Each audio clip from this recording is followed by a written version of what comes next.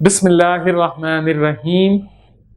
Rabbi इश्रह ली सदरी व यस्सिर ली अमरी वाहलुल उक़दतम मिन लिसानी यफ़क़हू क़ौली। करप्शन हम बहुत सुनते हैं।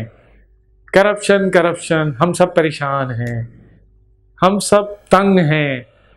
हम सब कहते हैं ये करप्शन क्या है। हमारे बच्चे की ज़बान पर, औरत मर्द की ज़बान पर, बुज़ुर्ग और नौजवान की ज़बान पर करप्शन है। करप्शन किसे कहते हैं भाई? आइए हम थोड़ा सा इसकी तशरीह करते हैं ना।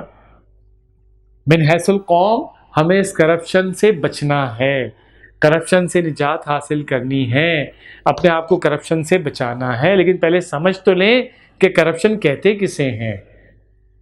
करप्शन कहते हैं, मैं चंद मिसालें दूंगा। मिसाल के तौर पर, आप एक गवर्नमेंट स्कूल के टीचर हैं, आप एक गवर्नमेंट कॉलेज के प्रोफेसर हैं, आपको ग्रेड 18 आपके पास है, आप कॉलेज के लेक्चरर हैं, असिस्टेंट प्रोफेसर हैं। आपके ज़िम्मे 3 पीरियड है जो आपको पढ़ाने, पूरे दिन में 3 पीरियड, 3 पीरियड्स ओनली या 2 पीरियड्स। अब आपको एक सैलरी मिल रही है 1.5 लाख 2 लाख रुपए, आपको 2 से 3 पीरियड्स पढ़ाने।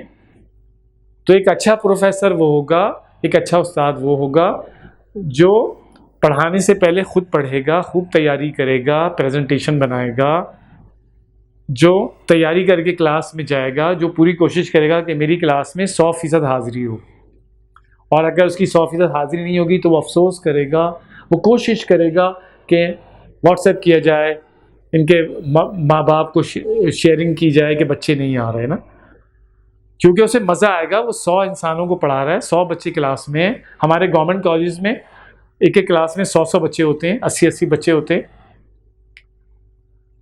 तो एक अच्छा उस्ताद वो होगा। लेकिन एक ऐसा उस्ताद जो पढ़ाने से जिसे कोई दिलचस्पी नहीं, उसकी नज़र सिर्फ नोटों पर है कि मुझे 2 लाख चाहिए, 1.5 लाख चाहिए, बस मैं उस्ताद हूँ, मैंने MSc किया है, MSc physics, MSc chemistry, MSc mathematics, MSc biology, botany, zoology, बस। अब वो क्या कर रहा है? वो सिर्फ वक्त गुजारने के लिए कॉलेज आ रहा है। जब वो वक्त गुजारने के लिए कॉलेज आ रहा है तो वो हकीकत में पढ़ाई की पढ़ाने की नियत ही नहीं रखता, उसका इंटेंशन ही नहीं है, उसकी नियत ही नहीं है। वो बस क्लास में जाएगा, वक्त गुजारेगा और वापस आ जाएगा। ना वो नोट्स बनाएगा, ना तैयारी करेगा, ना उसके दिल में जज्बा होगा कि मेरी क्लास में 100% हाज़िरी हो। वो तो चाहेगा कि बस 2-3 बच्चे हों, बस मैं जाके बैठ जाऊँ, मोबाइल से खेलूँ, मैसेजेस करूँ और 2-3 बच्चों को बस थोड़ा सा पढ़ा दिया, बस जाओ। भाई मेरा थोड़ी कसूर है। जब बाहर आएगा उससे पूछा जाएगा भाई आपकी क्लास में हाज़िरी इतनी कम क्यों है? वो कहेगा भाई मेरा थोड़ी कसूर है, इनके माँ बाप ही नहीं भेजते बच्चों को। गवर्नमेंट कॉलेज में, जहाँ तक मेरे दोस्तों ने मुझे बताया, जो दोस्त बताते हैं वो ये बताते हैं कि गवर्नमेंट कॉलेज में बच्चे पढ़ने आते हैं, लेकिन जब असातिज़ा के वो ये रवैये देखते हैं तो क्या होता है, वो चार्ट हो जाता है उनका दिल। वो कहते हैं हम कोचिंग सेंटर जाएंगे जहाँ पे हमारी बाकायदगी से क्लास होगी, हम रोज़ाना पढ़ेंगे और कुछ सीखेंगे। कॉलेज जाने से हमारा वक्त ज़ाया होता है।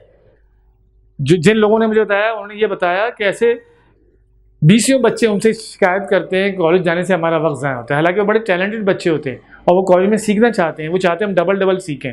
कोचिंग सेंटर तो आजकल हर एक ज्वाइन कर रहा होता है, लेकिन वो कॉलेज में भी पढ़ रहा होता है। लेकिन ऐसा इसलिए नहीं होता कि असातिज़ा की दिलचस्पी कम है। माफ़ कीजिएगा, मैं सबको नहीं कह रहा, लेकिन बहुत बड़ी तादाद में ऐसे असातिज़ा मौजूद हैं। ठीक है, इसको ध्यान में रखें। तो ये उस्ताद की करप्शन है। उस्ताद जो है अपनी एनर्जी इस्तेमाल नहीं कर रहा, उसे अपनी एनर्जी पढ़ाने में लगानी जिसके वो पैसे ले रहे हैं। और ऐसे उस्ताद जो पढ़ा नहीं रहे और सिर्फ तनख्वाह ले रहे हैं, तो उनकी आमदनी, माफ़ कीजिएगा, तमाम उलमाए किराम के नज़दीक हराम है। ऐसे असातिज़ा इस हराम कमाई से हज करें, उम्रे करें, ना उनका कोई हज कबूल ना उम्रा कबूल। ये हमारे तमाम उलमा और स्कॉलर्स, मजहबी स्कॉलर्स ये बात कहते हैं। इसको ध्यान में रखें, ये बहुत अहम बात है। ये उस्ताद की करप्शन है।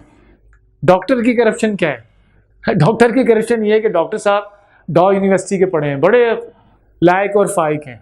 डॉक्टर साहब क्या करते हैं? डॉक्टर साहब करते ये हैं कि वो क्लिनिक आते हैं, एक पेशेंट आता है, उन्हें दवाइयाँ भी पता होती हैं।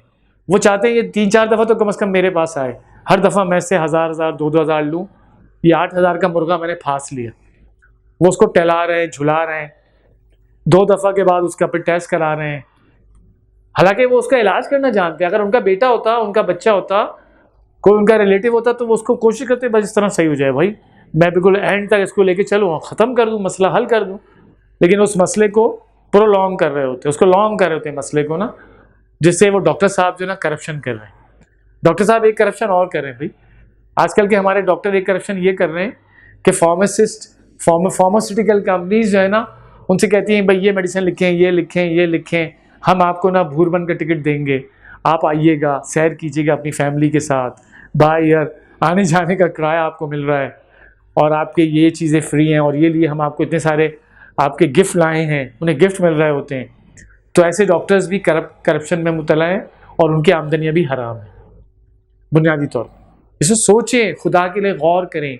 मैंने करप्शन की 2 मिसालें दी, तालीम की दुनिया में और सेहत की दुनिया में, और ऐसी बहुत सारी मिसालें। सोचें, अगर आप अपने हिस्से का काम नहीं कर रहे और आप तनख्वाह ले रहे हैं, पूरा मुआवजा ले रहे हैं और काम नहीं कर रहे, तो आप करप्शन में मुब्तला हैं, आपकी आमदनी हराम है उलमा किराम के नज़दीक।